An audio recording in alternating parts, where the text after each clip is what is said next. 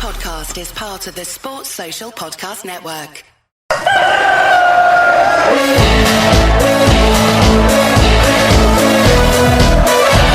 will look to pick it up and he'll go on here. There's two up here, Bradford. It's Bigre.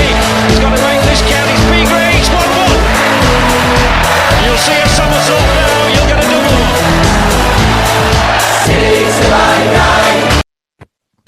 Right, it's Monday the 12th of February 2024. The time is 7 o'clock. Wherever you are in the world, good morning, good afternoon, good evening, good night, and welcome to Bradford City Chickens on the Loose podcast live. And today we'll be talking about the pre-match of Wrexham. The post-match of Wrexham, pre-match of MKDons, the latest Bradford City news, everyone's favourite feature, the weather forecast for the Bradford game, and score predictions. And I am joined by a couple of regular people. I'm joined by Stan, Diane, and DJ Lee. Good morning, guys and girls. Good evening. Good evening. Everybody okay? Good evening. Can you hear me loud enough? Yep, you're covering both my ears. Oh, that's good. Right, so let's get straight into it, shall we? What's your thoughts on the Wrexham game?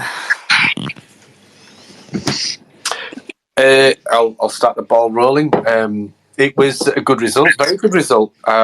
Overall, played well. I think they shaded the first half of the first half. And second half, I thought we started well. The middle bit where it is even Stevens, but I thought we kind of looked the better side towards the end and looked more capable, I think, of getting something. Really good atmosphere. And one of couple of criticisms I have, or it's an observation really, is that when we didn't start with McDonald and Bob and Clark Odor got on in front of Bobby, but I think when we were kind of a bit panicky coming out, kicking the balls out of defence for the first 20 odd minutes until McDonald came on and probably calmed it down. But overall, I think a very good win. And Diane, what's your thoughts on the game? Can I admit that I only listened to the second half because we're coming back from my dad's? Oh, there's always one. I know, I only listened to the second half. I got in about 3:30 and I had to do loads of stuff, so at least I listened to it. No, I thought second half it sounded like we were playing better than the first half, because obviously I didn't hear what the first half were like or anything. But there you go. I'm glad we got the 3 points over them anyway. At least I admitted that I don't listen to the second half. Yeah. Jake, are you there? I am here. Hello. Hello. So what were your thoughts on the Wrexham game? Well, I thought it was a really good result. Not many of us. It's a classic Bradford City way, right? You play with good teams at the top end of the table, turn up and perform, and then, we'll ride around against Sutton, and that's when it becomes tricky for us. But I hope that's not the case. I genuinely hope that this is a big turning point, but really good result and completely agree. McDonald absolutely changed the game when he came on, I feel. And DJ Lee, what's your thoughts? Well, I know everybody slated him against Wimbledon, but tell me the difference between the two performances other than Cookie managed to stick ball in net this time. That's all that was missing against Wimbledon, and it's paid off in Wrexham, and I said we'd nick it 1-0, and we did. Miss Callett? Evening, everybody. I thought second half much better than the first half. When a Cookie missed a penalty, I was like, "Oh God, this is how it's going to turn out." But fair play to him; he kept his cool and got the much wanted goal. So I think we had a bit of luck on his side, if I'm honest, as well, which we don't normally get. But yeah, cracking result. Let's hope, as Jake said, we're turning the corner now and we get up that league. Yeah. So my thoughts on it were, I agree with you, Callie, we were lucky with it. When we got the penalty, I actually faced the other way. As soon as Andy Cook picked it up, I thought he's going to miss this or something's going to happen. And obviously he did miss it, but then he came the hero with that header, and the stuff you find on like YouTube. Like I found a Wrexham guy who does like live streams the game and does reaction thing. I've put him on social media, and he thanked me earlier for plugging his channel. But I thought Chapman was really, really poor on Saturday. He just didn't seem himself. He didn't seem to get forward as much. Kept taking ball out. Has anyone got thoughts on how Chapman played, or any particular other player?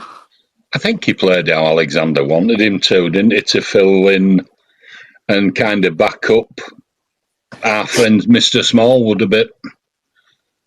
So he did sort of negate his attacking prowess a little bit. Although he put a good pass in, didn't he, early doors? Yeah. Anyone else? Thoughts on any particular player who sticked out for them, or? I think I agree with, kind of both of you in that sort of, probably wasn't his best performance, but, he's still coming back from injury, and the rest of the team are already up to speed, and he's playing catch-up, so we won't get that consistency from him just yet. But I thought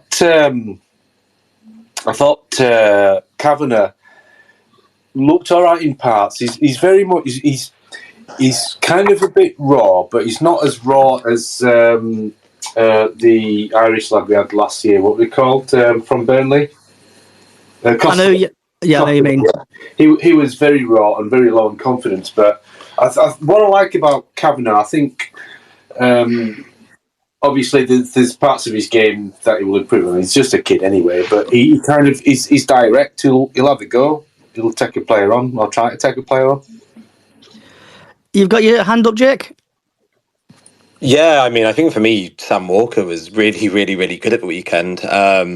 Yeah, I mean, look, when he came in, he had a pretty uphill battle. I mean, Harry Lewis has been obviously very good for us last year, and although he dipped off a bit of a start of the season, I think when Sam Walker came in, a lot of us were probably a bit dubious as to, how well he might actually do. But, he's a towering presence at 6'6" in net, and Wrexham obviously peppered the goal. They only actually ended up having 5 on target, I think. But, he made 2 really, really good saves in that. And I think that's our 3rd clean sheet in a row now. So, I think to him to come in, mid-season after not having much game time, he's actually been a really positive acquisition. And, hopefully that means that our defence can, continue to be solid. Because, this week, actually, if you think about it, against MKDons and then Sutton at the weekend, I mean, obviously tomorrow will be a tough game. But, more than enough chance for us to kind of move up the league a bit and hopefully be positive. I mean, I think the playoffs are a big stretch, but if we can get this defence sorted out, then you never know. Stan, you got your hand up, bud?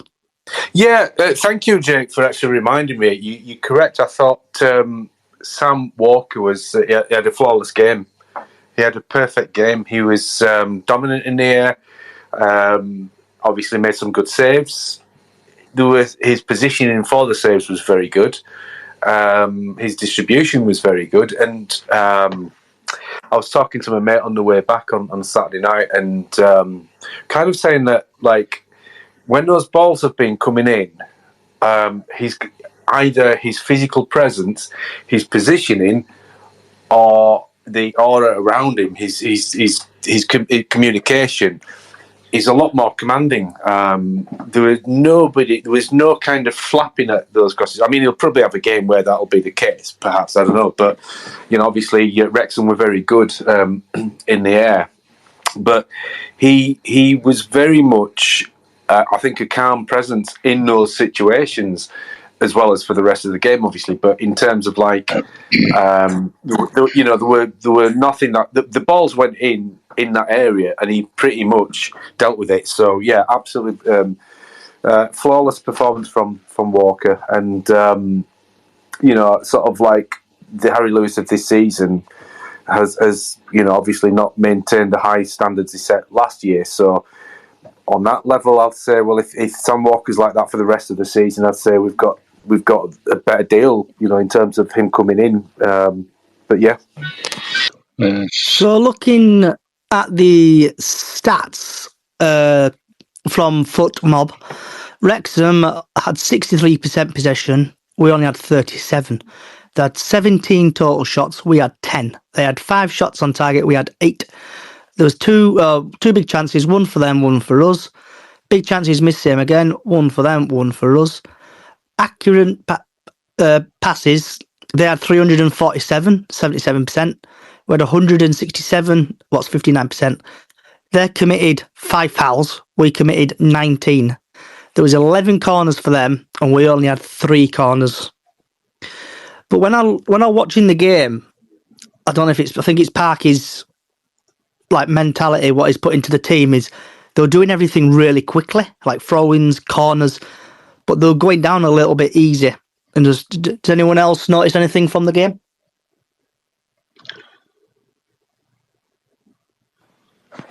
What happened to Paul Mullen? Because wasn't he playing there on Saturday? Because people say that he were crap. He couldn't score in a brothel. Took him off, didn't they? Yeah, and obviously, You say I heard that. Yeah, it came off, and there was quite a bit of explosive chanting coming from our end. Yeah, and when he came off, it was pretty funny, to be honest. But what were people's thoughts on, before we move on to the MKDons preview, what's everyone's thoughts on Andy Cook taking penalties? Do you think he should stop taking penalties, or do you think he should carry on taking penalties? Because he's missed, I think, two big penalties on him now. I want to be brutally honest, no. He's missed 3, but he needs to keep taking them. That goal will have done him no end of good that he scored. The penalty he took on Saturday was straight down middle and he saved it with his legs. That's not an Andy Cook penalty that's confident, is it? It's sticking it inside post. So, But you, Stan, have you got any thoughts on the penalty? Yeah, it was a poor penalty, and I probably agree with Lee. Sorry, that a confident scoring Andy Cook probably, like you say, puts that just inside the post, doesn't he? So maybe, I mean, we're all really pleased for Cook, the fact that he scored a few minutes later, because if he hadn't done, I mean, you look at what it was like the rest of the game at Stockport. He could have got a hat-trick that night, and you could see it basically, it got to him, and he is very much a heart-on-sleeve type player, so he's quite simple in that respect. So, yeah, we're glad that he kind of scored that goal, and great, actually, as well, the turn for that, the turn when he turned the centre-half. Cruyff turn. Yeah, it was a proper Cruyff turn, wasn't it? Yeah. And, he's kind of like good on him, because he did that turn.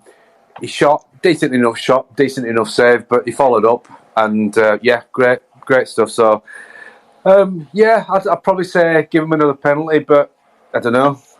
It depends, doesn't it? Diane? My phone's playing up.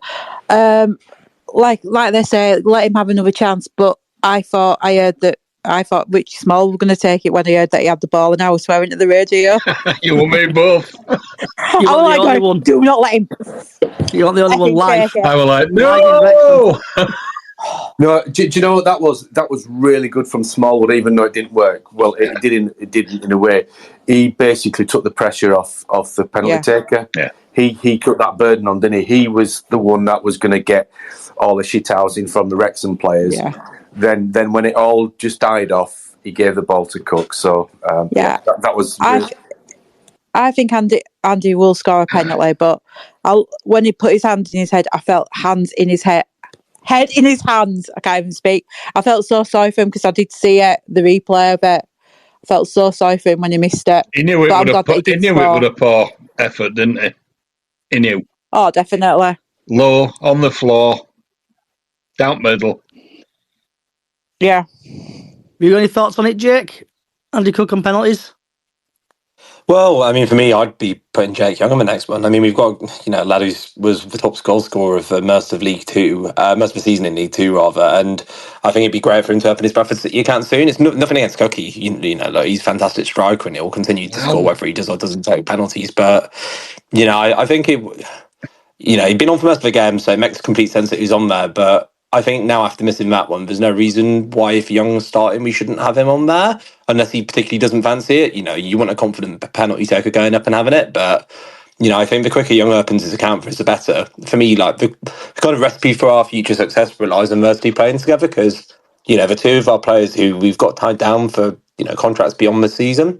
So the quicker we can get them playing together, the more potent our strike force will be. And, if we get a penalty tomorrow night, I'd really hope it was, Youngie stepping up taking it. But, if it's Cookie again at the same time, I don't think that will affect his confidence. I think if anything, like was said earlier, that goal he scored at the weekend will, do wonders for him. So either way, I'm easy, but I'd have Young on the next one personally. I'd agree with that. I would say that Alexander is probably trying to get Cookie firing on all four. And that's probably why it's told him to keep taking him. Yeah. Just a thought. Yeah, I think everybody said what they needed to say there, really. I don't think I've got anything to add to all that. I just hope it has given him his confidence back, and I hope he fires quite a few more in on next game.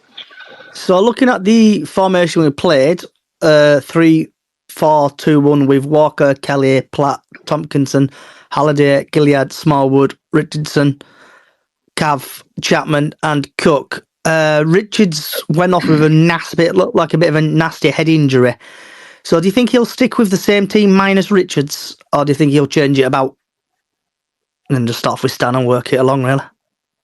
Well, I don't know what he will do. I mean, what he should do is start Smallwood. So, the option was, obviously, Rideout is out, so probably put Gilead at left back. My mate said it was an elbow. It was a red card from their player to elbow Richardson in the nose or in the face. So, it's kind of like, for me, it's a no-brainer. It's got to start Kev. So I'd say start with the team that he finished with. Okay, Diane. I didn't know why Kevin McDonald went on so well, because of Richards getting the injury that Kevin McDonald went on. Because wasn't that in the first half? Yes, that's right, Dan. Yeah. Yeah. So it's like I said earlier, got to the second half. I'd probably, like you say, Stan, I'd probably start with a team that finished because we did really well in the second half. See if we can carry it on. Yeah. Jake.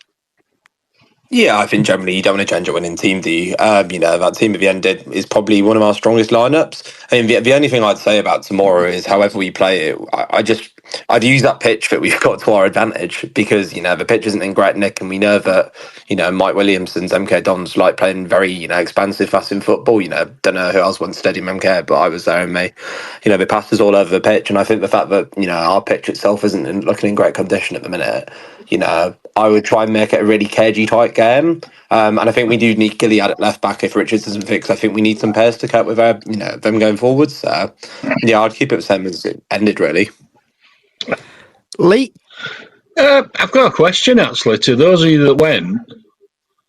Chapman came off, Ado went on for him, and then 25 minutes later, he took Ado back off and put Stubbs on, which I could understand. We'd scored, Cook scores on 90 minutes and there's extra time, so I didn't think Ado were doing anything. Did anybody else notice him? He did a few touches down right-hand side, but that was it. No end product. Kept running a few cul-de-sacs, in my opinion. He just wasn't getting anywhere, and obviously he came on. Nothing coming in the middle, was there? No, mate. We just kept running to cul-de-sacs and stuff and not really doing well, so... Going back to Walker, is he brings an assurance at the back that we've lacked. Yeah. You just know he's calm. And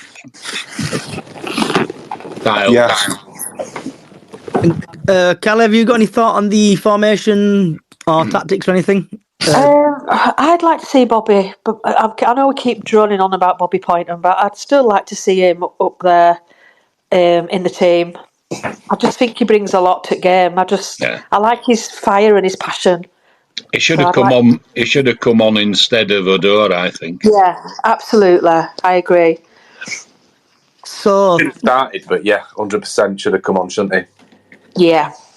So moving on to the Milton Keynes Dons game, typically on a Tuesday night. No team news, nothing. That's why Monday night for a game for Tuesday night, there's no team news at all. So we're doing this blind again. So Bradford City versus MKDons tomorrow, 7:45 kickoff at the University of Stadium, Bradford. The referee is Oliver Yates, and just a couple of stats on Mr. Oliver Yates.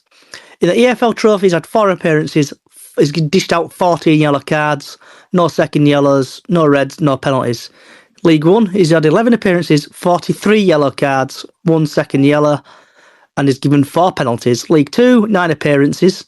He's dished out 39 yellow cards, 3 second yellows, 2 reds, 3 penalties. FA Cup, 1 appearance, 6 yellow cards, no second yellows, no reds, 1 penalty. In the EFL Cup, he's had 1 appearance, 5 yellow cards, no second yellows, no second reds, and no penalties. Grand total of 26 appearances, dished out 107 yellow cards, 4 second yellows, 2 reds, and 8 penalties. And just going on about the stats and stuff like that, Bradford City have won 7. They've drawn 1, and Milton Keynes Dons has won 2 games. So going back to 2003, Bradford City won 3-2. 2014, Bradford City won 1-0. September 2014, 1-2-1. 23rd of September, we lost 2-0. 9th February 2015, we won 2-1. 16th August 2016, we won 2-1. 28th February 2017, we drew 2-2. 7th October 2017, we absolutely smashed them 4-1. 24th of April 2018, Bradford City won 2-0. And 24th October 2023, we got absolutely battered by MKDons 4-1. So what's people's thoughts on the referee? And we'll start off with Stan and work away across. Well, brace yourselves then, innit, really?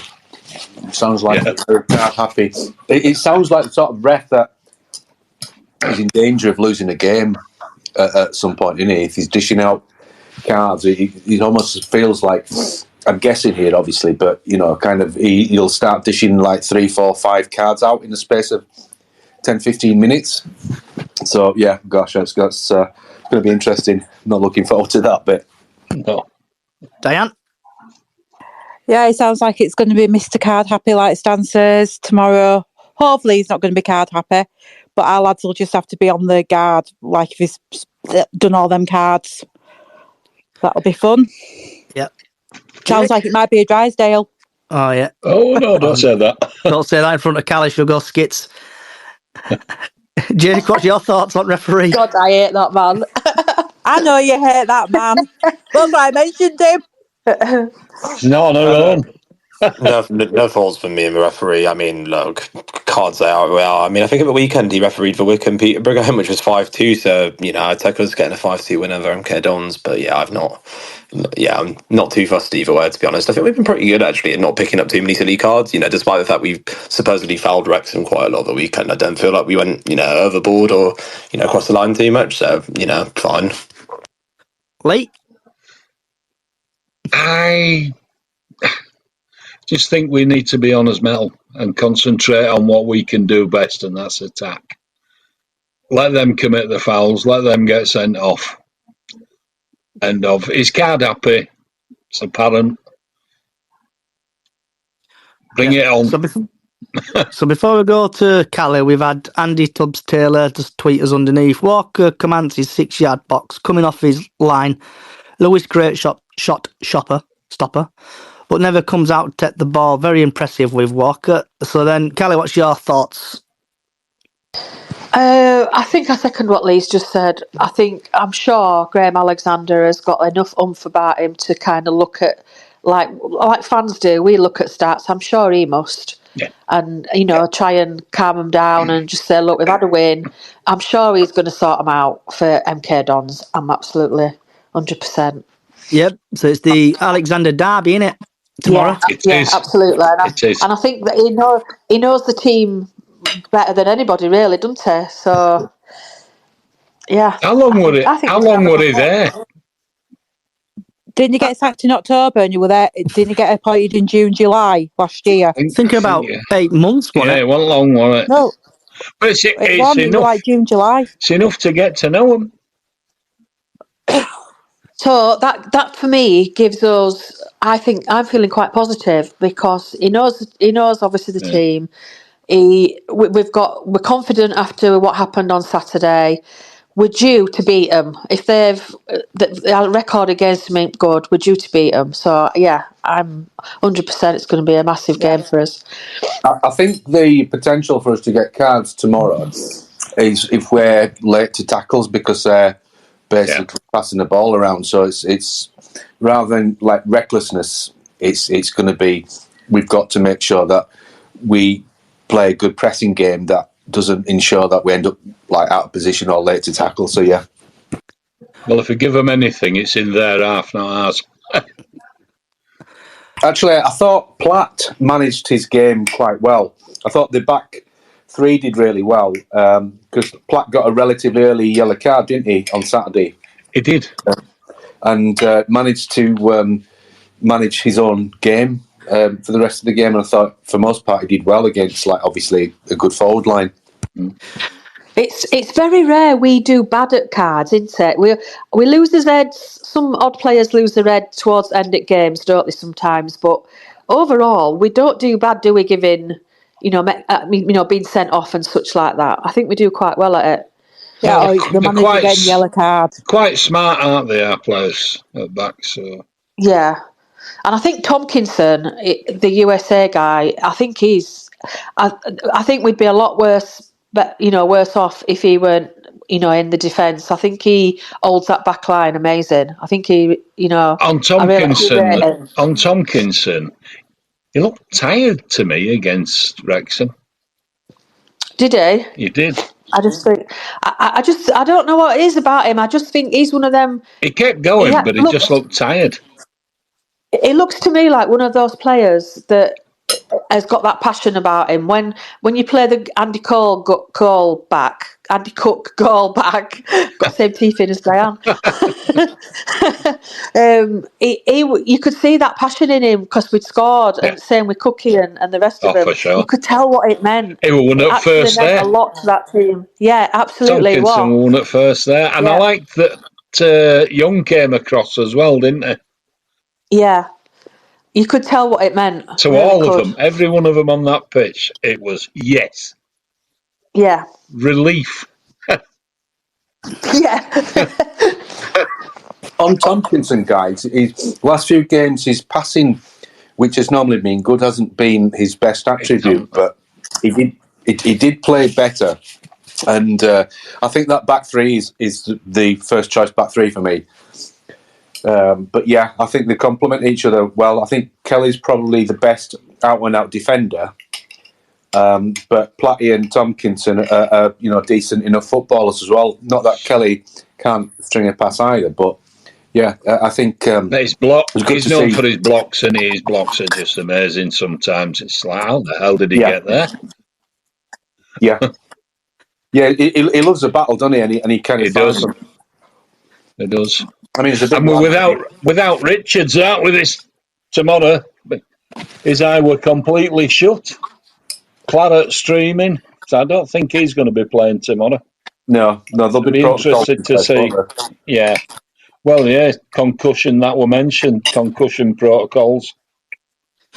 So before we go on to basically latest Bradford news / anything, Stan, I've got to ask you one question.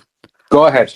What are you having for your tea right about now? I know. I could hear my cutlery rattling against the plate. I'm having roast chicken legs with chips.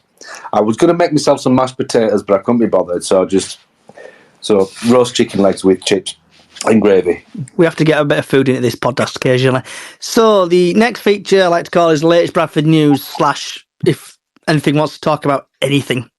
Basically, try to keep it clean, but we'll start off with Stan, really, and work our way across. Sorry, yeah, so what, just any other business kind of thing? Yeah, just any other Bradford news, because I can't find out online, so there's no team news out online, so just if you want to talk about Bradford City-wise. No, I mean, I think, we talked about, sort of last week, we talked about the fans forum without the fans. I think obviously we've just got to carry on with the season and just kind of make the most of it because, this is it now. Windows shut.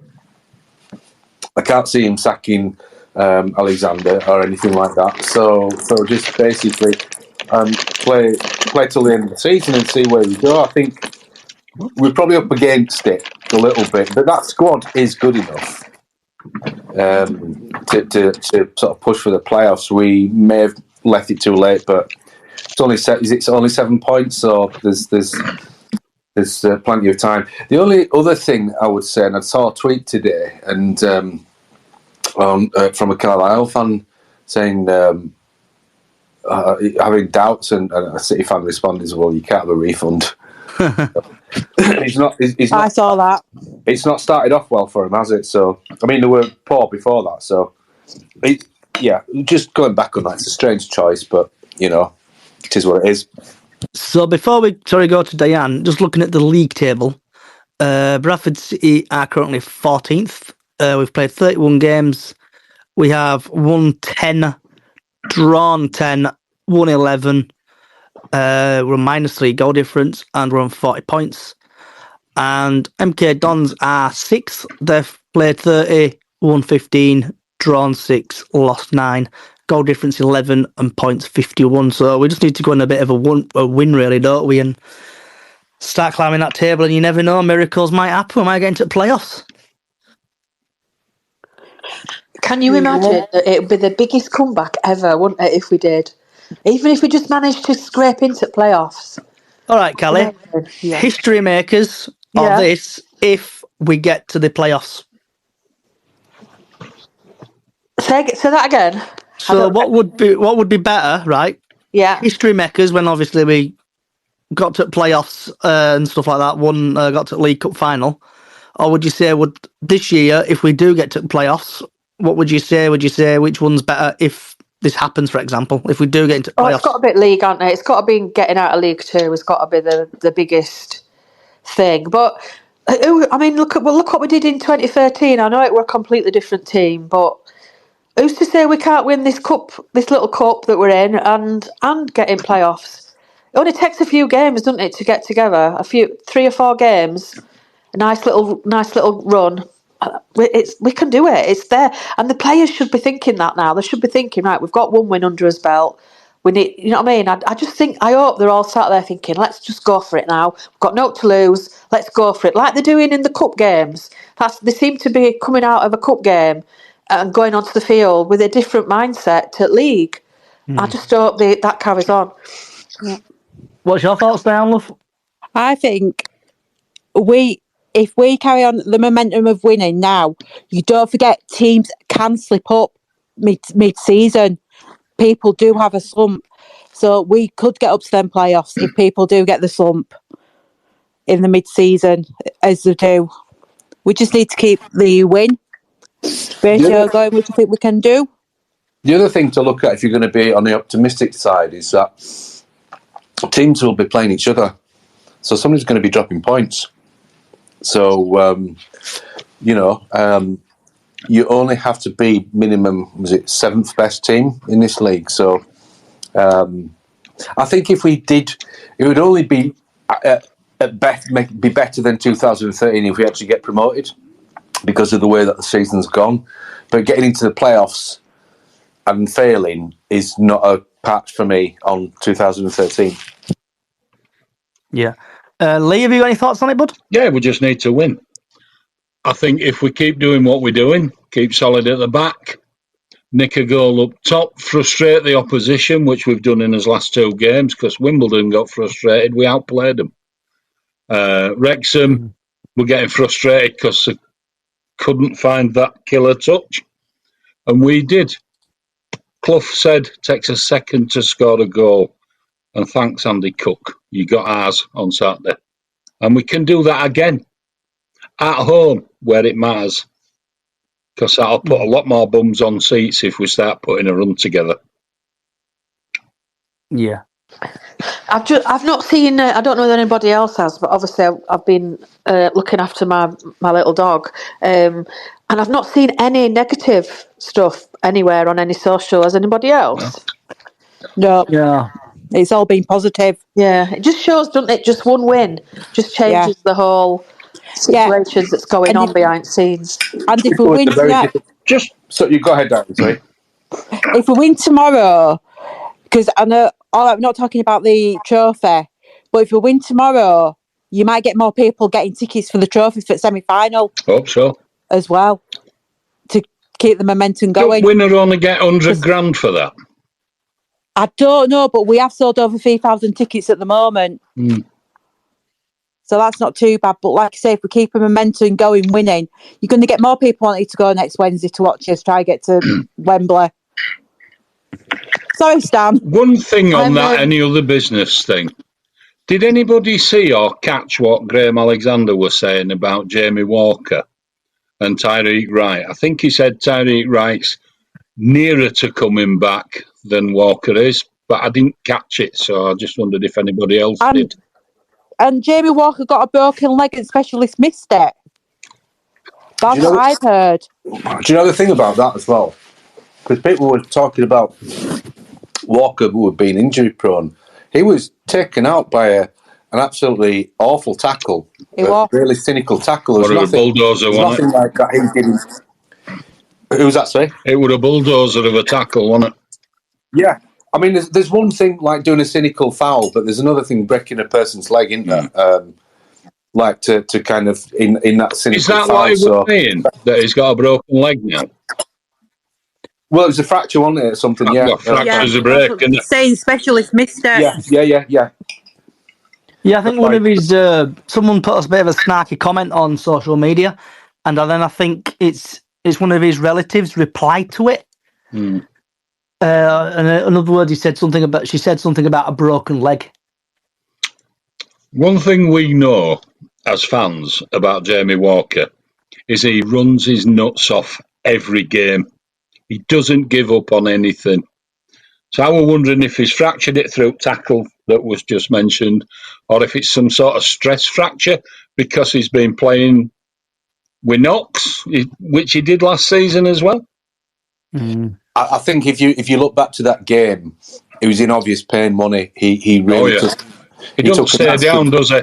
Yeah, when he walked past the goal, you could tell he was in pain. And I can't imagine he's too happy with the outcome of that tackle, but also the fact that it was missed, because obviously they would have tried to get him back in training, and who knows what damage that was done by a missed sort of like X-ray or whatever it was that they missed. So, and for me, like in an AOB sort of style, I think got to sign Walker for at least another year, and you know, because behind Brad, he was up to that point second best player at season. So we've had Andy Tubbs again reply. It says, need Walker, Wright and hopefully Patterson back and get some positive results. Next 10 days are big for the club. Agree with you there. That is massive, absolutely massive. Is anyone else? Pato this year, though, that's the thing. What's he actually out for? Does anybody know? Well, that's what I missed. I didn't know if it were him that had broke his leg or... GA mentioned it in a presser, didn't they? Hamstring. I think it's about 6 to 8 weeks or 8 to 12 weeks. I said Patterson's out for. And we've got Oyagoki. What's happened to him? He's damaged something, hasn't he? But then apparently we were supposed to go back, but then the club agreed with each other where they would keep him at the club, but lower the wage / They've halved it, haven't they? Either paying. Yeah, so they've kept him. Is anyone else? Sorry. No, go on. No. Sorry. I was just going to say, is he coming back or isn't he? Do we know? Not sure. I'm not bothered, to be honest. Has anybody got anything else they want to say? Anything football related? What's your thoughts, we say, on the blue cards? If it works, it works. I mean, that blue card, I mean, to be fair, the Walker, that blue card apparently, in it for those sorts of tackles or cynical fouls where, I mean, when your player does it, you kind of take it, but so frustrating when it happens when another team player does it to you or when you're breaking away. and they bring you down or they pull your shirt. So I think, is it for that? It's a sin binning, isn't it? So a player can calm down. Yeah. A bit like rugby. Do you know what'd be really funny, Send them though? off for 10 minutes. What'd be really hilarious, though, so we say a goalkeeper gets a blue card. What would actually happen on that? Would the goalkeeper have to come off and like a defender have to go in net for like 10 minutes? Or would they just switch them about? I saw it on Facebook earlier. Someone posted it about if the goalkeeper gets a blue card, he can either get substituted or like another player can go in goal for 10 minutes. I think it's a good. I think it's a really good idea, mate. I think it'll. Yeah. It works in league and union. It works. Teams like us chance to bang one in while they're down to 10 players. I think. But they'd have to do. Why don't they go all log and just do away with yellow card or sin bin on a yellow card? Let him calm down, because 9 times out of 10, it's where most of the arguments come from. And I didn't do that. Come on, have a look. Get your specs on. So you know what I mean? Ask a bit of a scenario, right? I'm going to use Jamie Walker, for example. Say Jamie Walker is on a yellow card and he goes and he trips another player up, and instead of getting a yellow card, he gets a blue card. Do you reckon it would cause a bit of arguments, or what do you reckon would happen in that With situation? Jamie Walker, probably, definitely. He's passionate about his football. Jamie Walker's a good shithouse, isn't he? Yeah. Oh, he's good. Yeah, no, it's an interesting one, because I think typically, like everything else in football, although to be fair, they did kind of do goal line and VAR, but would be that they try it for like a few weeks and then stop it, typically. Do you know what I mean? Because remember at the start of the season, we were all playing like 200 minutes a game because we were adding every single second on. And whether that, I'd be interested to see whether the behaviours of the players have changed over the season as a result of that, or whether they just stopped enforcing stuff. I don't know. I think they have to experiment with it, don't they? Yeah, why not? You know, sort of like in pre-season, whatever, in this cup, you know, EFL trophy. Yeah, that'd be an ideal vehicle, wouldn't it? Yeah. Yeah, I think they said they were going to experiment in the Women's Super League as well for an FA Cup next season. They don't argue in women's football, do they? Oh, they do. Oh, I have to watch it with my dad on a Saturday if I'm over there. Oh, yes. They do argue. But they get straight back up if they get injured. Is anyone else, anything else wants to discuss about anything what's happening at Bradford City or anything? Can I just say, I found the Ryan Reynolds tweet hilarious, saying we played with heart, etc. And then it got removed quite quickly because the Wrexham fans were complaining that he was bigging up our team. I just found that really funny. I just thought I'd put that in there. Don't forget what a Wrexham fan said about the stadium disaster as well on Twitter. Yeah. That was disgusting. I've got the tweet in front of me. Glad I didn't see it. And I was... Yeah, I know. I'll get you, Lee. So a guy called Jamie West, I actually reported this to Wrexham and Twitter, and the tweet actually got removed. So if people want to disappear for like 10 seconds or so, the following thing may be a bit offensive. So Jamie West tweeted, "I'm thinking the same, the rat. I hope you all involved in another stadium disaster." That tweet got tweeted out at 5:45 on February the 10th, 2024. I reported it, and I think a few other people reported it, and then it got removed. So I'm hoping the Wrexham and obviously Bradford City do make a complaint, and that guy loses his season ticket. I think he should never go to another football game. Yeah. Ever. Yeah. Stuff like that should not be in the game. I know sometimes it's good to have banter and stuff and like that, but banter I can live with. The line, that tweet. Yeah. I think it's just more an indication of that person, isn't it, really? It's just, if that's your... That's how I deal with it. It says more about them than it does anybody else. It's like I've said, you're in control, aren't you, of what you say, what you do, what you put on social media. You have control. You might be driven by a certain amount of passion at sometimes, and I've stopped myself from, sort of like sending a tweet, because I just think, right, just calm down. and just kind of walk away. So, but that kind of thing is hatred, and hatreds just should never be part of anything. I think it's just shit for brains, isn't it? Really, as brain? Exactly. So, and the club are tackling down on things like that. They're using it as the same kind of forms as racism, etc. They're using people using bad words about the disaster as the same thing, and they are banning people, which is really good that the club are taking that stance on it. There's one thing also I want to say about our fans on the Saturday. Every single one of them fans should actually be pleased with themselves, because everyone seemed to behave themselves. And also, no pyros got thrown on the pitch when Andy Cook scored or in the vicinity. What I didn't witness. So the fans actually do deserve a praise for once, because of the situation. So. What did not happen? Nothing happened. I don't know if any arrests got made. It's a pretty low bar, though, isn't it, Johnny?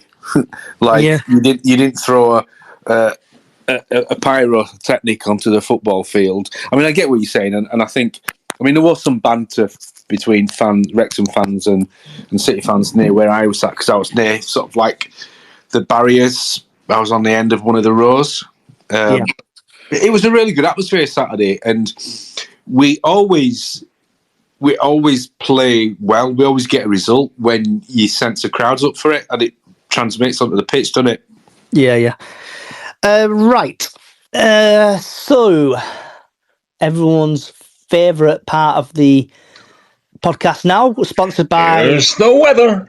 Yeah, here's the weather, sponsored by Callie's Horsey Jack. I'm going to rename it. So, the weather forecast is the sun will rise at 7:32. It's going to be a bit cloudy, but then the rain's going to come in and it's going to absolutely sail it down until about 11 o'clock at night. The sun's set at 11 minutes past 5. So you need your big coat and wrap up warm. You mean big coat, pink hat, scarf, big boots? Yep. And then we're going to now move on to Stan's favourite feature. Score prediction time. Yeah. Score draw. What's your prediction, Stan, and see if you can get it right this week, like you did last week. Score draw. I think it's going to be 2-2. You're sitting on fence again, aren't you, Stan? Well, how often do we score 2 goals? So, right. So because you've done that again, I'll have to play. Let's go for, what's this one sound like? Yeah, sitting on the fence again. Yeah. Diane, what's yours prediction? Don't worry, you're going to get a sound effect as well. Oh, man. Can I just say, can I go for a win, please? Because I don't know what score it'll be tomorrow night. I'll go for a win. You're going to go for a win, right? You're going to get a... Thank you. Well, how long has that going for? Lee, what's your prediction? I'm going to go for 2-0. Cookie and Young to score. All right, you're going to get a... Thank you. I felt that. Who else? Callie? I'm just laughing at all the sound effects. I'm going 2-1 win because we've got confidence after the last game. Andy Cook is due to put another one in. Young's got a score at some point. So I'm going 2-1. Oh. And Callie, your sound effect's going to be... and I think the score prediction. We've got Tony. I love Tony, not in that way, but Tony, you make my day every time you come. Right, Tony Christie, best name ever, Tony. He thinks it's 2-0, 2-0 Bradford City. So you're gonna get a sound effect, and that sound effect's gonna be. Can I find a suitable one? What's this one? Yeah, that one. Right, I think the score is going to be... I'm going to go 3-0 City. I'm going to... yeah, 3-0 City. We're not going to score that much. And I think Andy Cook will probably get a couple of goals. Right. Johnny, I have one burning question for Callie. Did you meet up with the Welsh Lothario on Saturday? No, we exchanged a few messages back and forth, but then I've been, bless her, my dog had to have a big, massive, major operation, so I've just kind of not been on anything really because I've been looking after her. But I might just start it up again. How's Just see she how doing? it goes. She all right?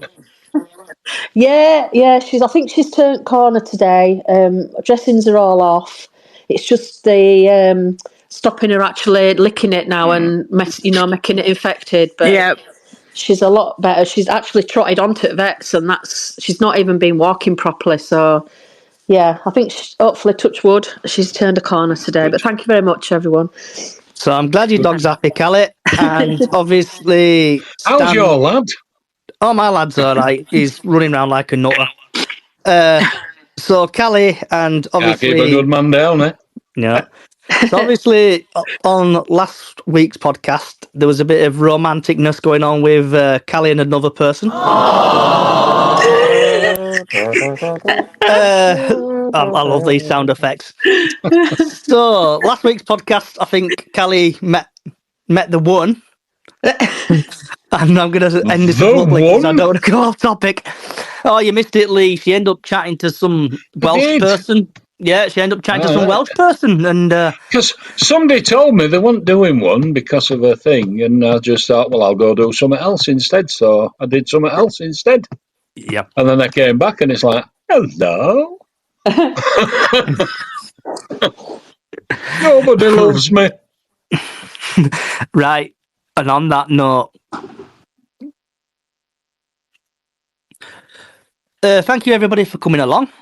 This podcast is available on every single podcast site you can think of now. We are now working with TalkSport Fan Network. We've also got a little Facebook page on the go, Bradford City Up the Chickens. And also, if you fancy, give us a like on Twitter. And hope the Bantams do win tomorrow. Wherever you are in the world, good morning, good afternoon, good evening, good night.